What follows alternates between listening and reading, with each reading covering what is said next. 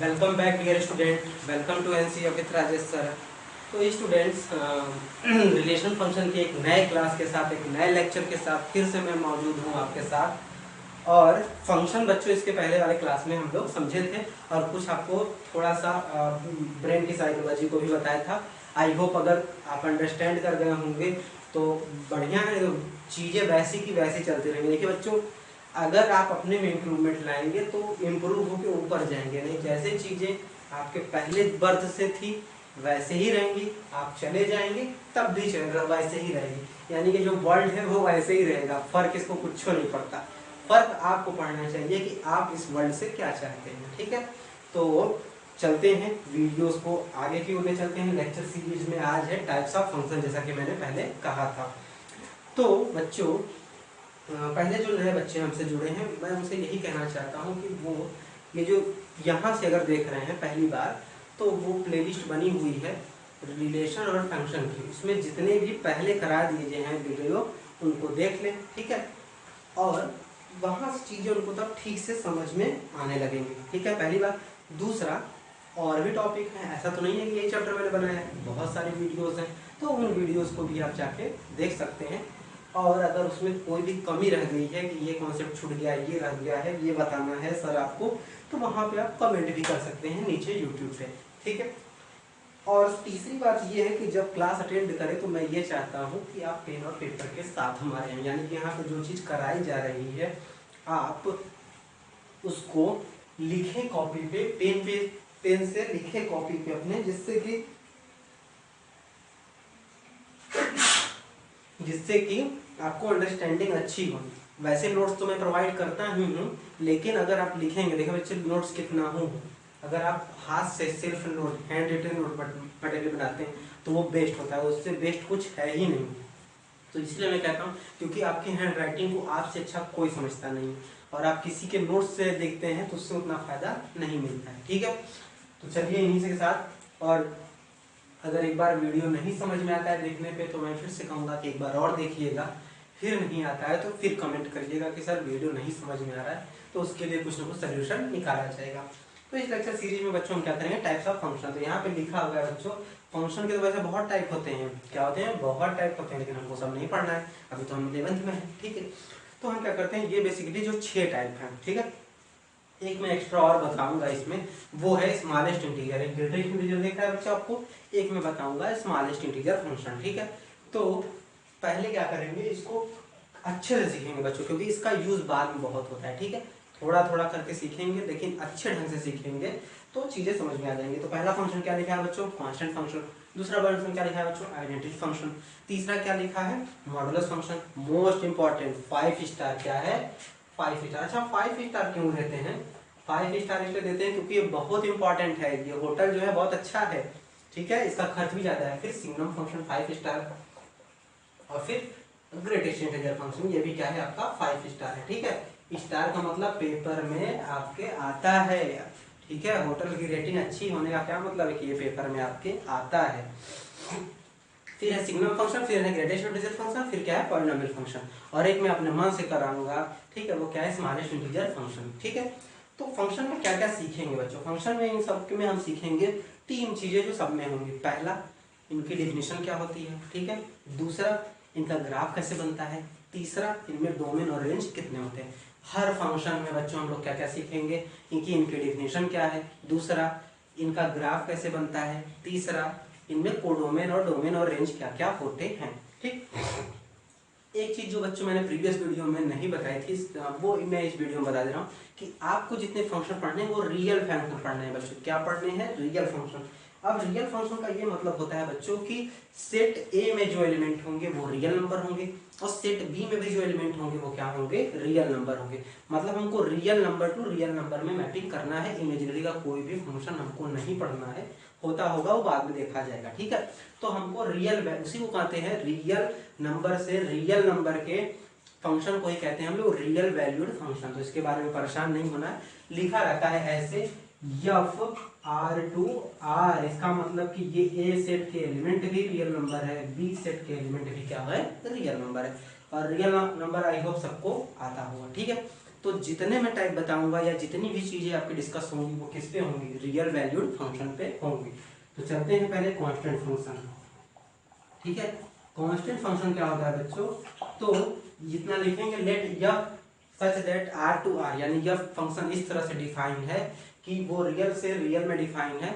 और constant function को हम ऐसे डिफाइन करते हैं F X is equal to C for all C belonging to R, ठीक है, where C is a constant, C is a constant, क्या है, सी इज अ कांस्टेंट। तो अगर डिफिनेशन आएगा तो let F is a function defined from R to R and constant function is defined as F X is equal to C for all और where C is a constant. अब तो कुछ समझ में इससे आया नहीं, ठीक है, तो इसको ऐसे समझते हैं। सपोज कर लेते हैं कि एग्जांपल ले लेते हैं, एग्जांपल क्या लेते हैं कि let F X is equal to 5। अब समझ में आ गया सी की वैल्यू क्या है, क्लियर हो रहा है, सी की वैल्यू क्या है बच्चों 5 है, ठीक है। तो सी की वैल्यू क्या हो गई 5, यानी अब हमको समझ में आ गया कि हमको डिफिनेशन में इतना देना है, ठीक है। अब हम ग्राफ बनाएंगे, दूसरा काम क्या करना है, ग्राफ बनाना है। तो ग्राफ कैसे बनाएंगे, तो ग्राफ बनाने के लिए बच्चों 2 स्टेप है। क्या स्टेप है, 2 स्टेप है। पहले जो भी एफ एक्स इक्वल टू होगा उसको आप y मान लोगे, क्या मान लोगे, एफ एक्स इक्वल टू जो रहेगा y मान लेंगे, और दूसरा x तो रहेगा। जब एफ एक्स इक्वल टू आप y मान लेंगे तो 10th में 9th में आप ग्राफ बनाना अच्छे से सीखे हैं, ठीक है, तो वो बना लेंगे। तो अगर हमको इसी का एक एग्जांपल से लेते हैं, इसी का ग्राफ बनाना हो, सपोज करिए let F X equal to क्या ले लेंगे बच्चों y, तो कितना हो गया y इक्वल टू 5। अब इसका ग्राफ बनाना कठिन है क्या, कठिन है, हाँ कठिन है, क्यों, क्योंकि इस तरह का ग्राफ अभी तक मैंने बनाया ही नहीं है सर जी। तो इसको कैसे हैंडल करेंगे, तो एक चीज याद रखिए बच्चों, अभी ये हम आगे पढ़ेंगे, ठीक है, स्ट्रेट लाइन में पढ़ेंगे, ठीक, स्ट्रेट लाइन में पढ़ेंगे। और इसको मैं बता दे रहा हूँ, जो मैं कहूँगा कि लर्न कर दीजिए, उसको कैसे लर्न करना है वो भी मैं सिखा दूंगा। तो जब भी नहीं 9th में था आप लोग के, फिर भी भूल गए होंगे, ठीक है, तो फिर देख लेते हैं। जब भी y इक्वल टू दिया रहे, आपको क्या दिया रहे बच्चों, y इक्वल टू दिया रहे, तो उसका ग्राफ ध्यान से सुनिए बच्चों, जब भी y इक्वल टू दिया रहे तो उसका ग्राफ बनेगा x एक्सिस के पैरेलल, किसके पैरेलल बच्चों, x एक्सिस के। और अगर y equal to positive value दिया है तो x एक्सिस के ऊपर बनेगा, और y इक्वल टू नीचे दिया है, सॉरी माइनस दिया है तो x के नीचे बनेगा। कैसे, सपोज करिए ये पढ़े हैं आप, y इक्वल टू अगर k दे दिया तो इसको ऐसे याद रखते हैं कि y दिया है यानी कि y में नहीं बनेगा, किस में बनेगा, x के पैरेलल, प्लस है तब। अगर यही दे देता y इक्वल टू क्या देता बच्चों माइनस के, तो कहाँ पे चले जाते, नीचे चले जाते, क्लियर है, सही है।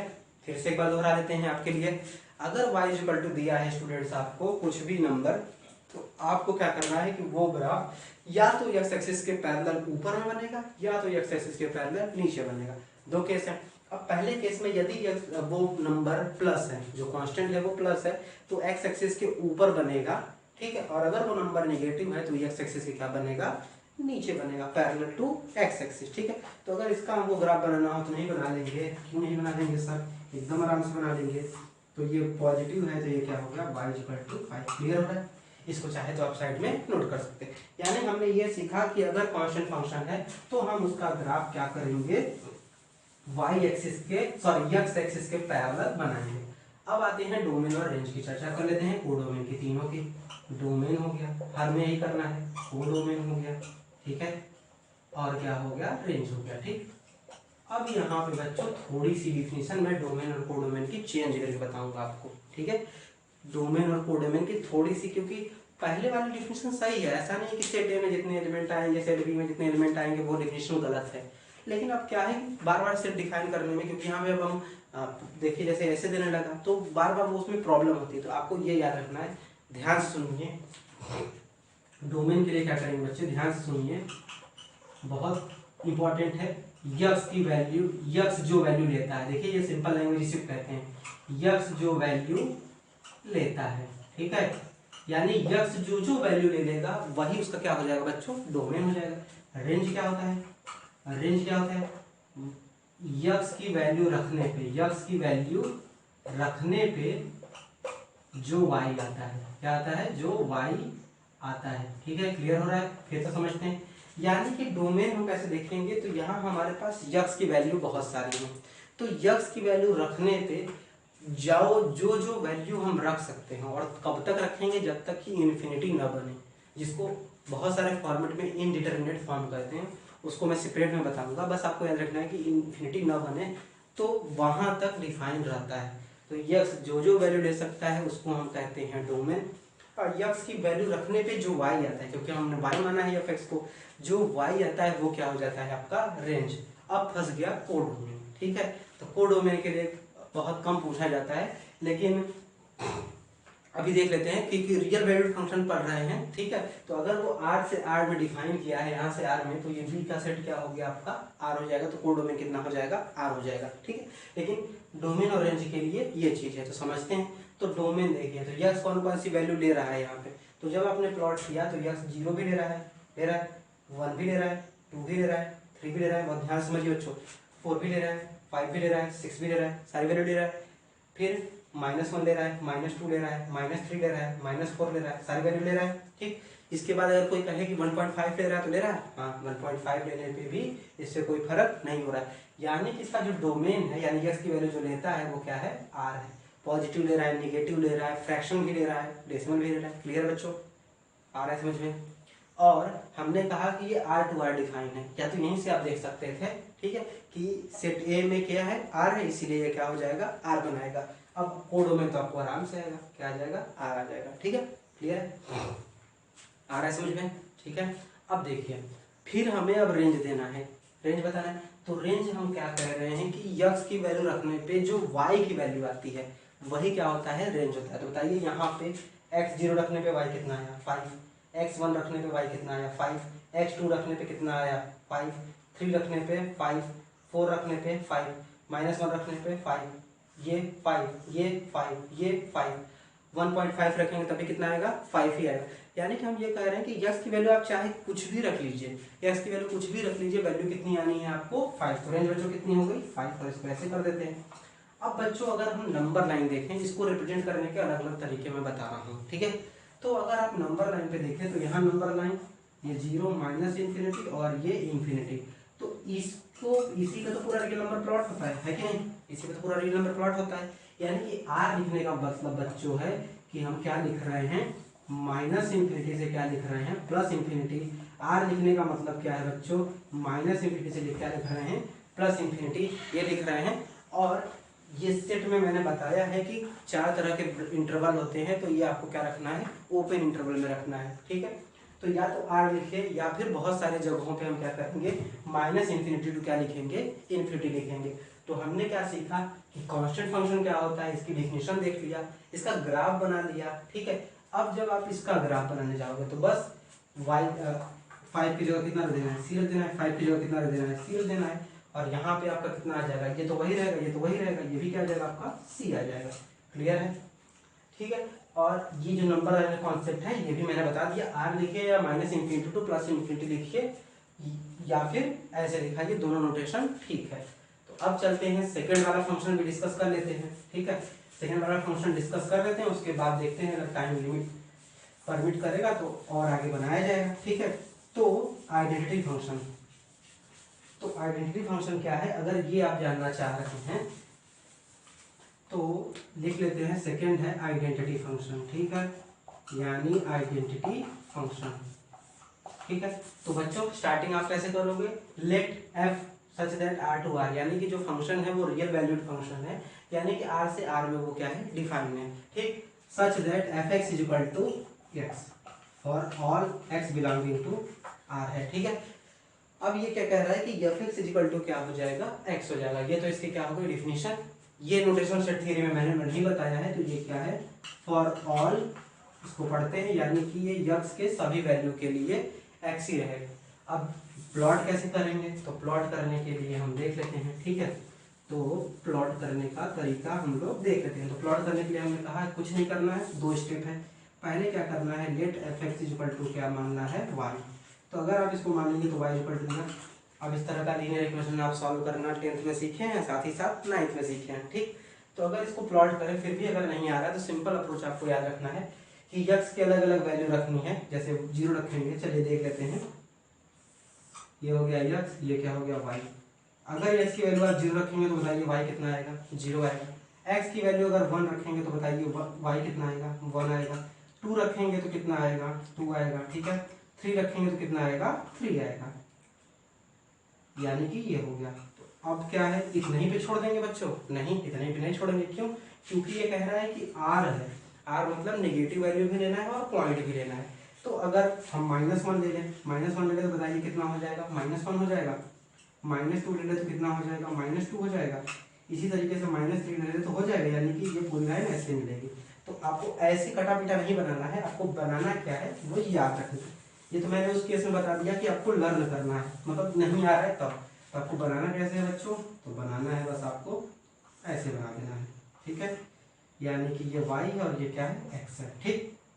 ये हो गया ओरिजिन। तो हमने डिफिनेशन देख लिया, ठीक। हमने क्या देख लिया? ग्राफ देख लिया। अब थर्ड चीज क्या बचती है? डोमेन, कोडोमेन और रेंज। तो हमने क्या कहा कि यक्स की जो वैल्यू ले सकता है वही आपका क्या होता है? डोमेन होता है। तो यक्स तो हर वैल्यू ले रहा है, पॉजिटिव भी ले रहा है, निगेटिव भी ले रहा है, फ्रैक्शन भी ले रहा है। और दूसरी बात, ये पहले हमने लिख ही दिया है, तो ये जो लिख दिया है इसका मतलब डोमेन कितना हो गया? आर हो गया। अब कोडोमेन क्या होगा? यहाँ लिख दिया है तो ये बेस बी सेट है, तो कोडोमेन भी कितना हो जाएगा? आर। अब रही बात रेंज की, तो यक्स की वैल्यू रखने पे जो वाई आता है वही क्या हो जाएगा? आपका रेंज हो जाता है। तो अगर एक्स की वैल्यू 0 रखे तो कितना आ गया? 0। एक्स की वैल्यू 1 रखे तो 1। फिर एक्स की वैल्यू बढ़ाते जा रहे हैं तो पॉजिटिव में बढ़ रही है, घटाते जा रहे हैं तो निगेटिव में घटती जा रही है। कहने का ये मतलब है कि यक्स जो आ रहा है वही तो वाई है। तो अगर यक्स रियल है तो वाई भी क्या है? रियल ही है, यानी इसका रेंज क्या हो जाएगा? आर हो जाएगा। तो आइडेंटिटी फंक्शन का डिफिनेशन ये रहा, ग्राफ ये रहा, और कोडोमेन, डोमेन और रेंज तीनों आर होते हैं, ये आपको याद रखना है। तो ये है पहला लेक्चर टाइप्स ऑफ फंक्शन पे। इसको 2 से 3 लेक्चर में टाइप्स क्लियर करेंगे, उसके बाद फिर अलजेब्रा सीखेंगे, फिर उसके बाद डोमेन और रेंज के 2-3 वीडियो, मतलब ये 6 की सीरीज बच्चों थोड़ी सी लंबी चलेगी। लेकिन हाँ, आप अगर बने रहोगे तो आप फंक्शन से जितने भी क्वेश्चन आएंगे उसमें कोई प्रॉब्लम आपको नहीं होगी। तो अगले वीडियो में मिलते हैं, तब तक के लिए थैंक यू।